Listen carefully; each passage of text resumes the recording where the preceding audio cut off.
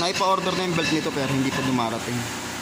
Medyo naging mahirap yung paghanap ng supplier kasi malapad siya eh.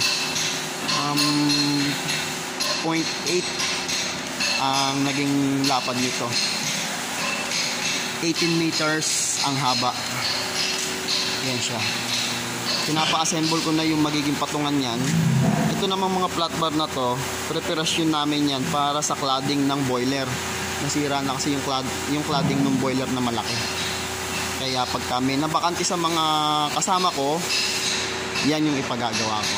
Pero sa ngayon hindi siya ma-install kasi maraming ginagawa. Inaapuran natin tong belt conveyor and hammer mill.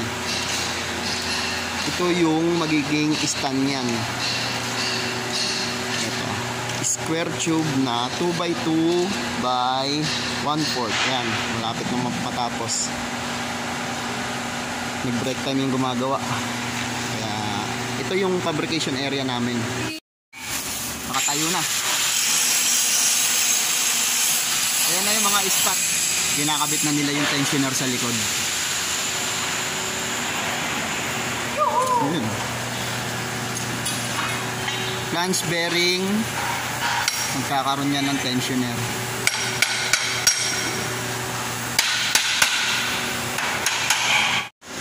Ayan na. Tapos na yung tensioner nya. Nakita nya may bolt na, may flange bearing na, slotted yung butas. Ito temporary lang yung mga turnbuckle na yan, papatanggal din natin yan. Ito naman yung sa kabilang side.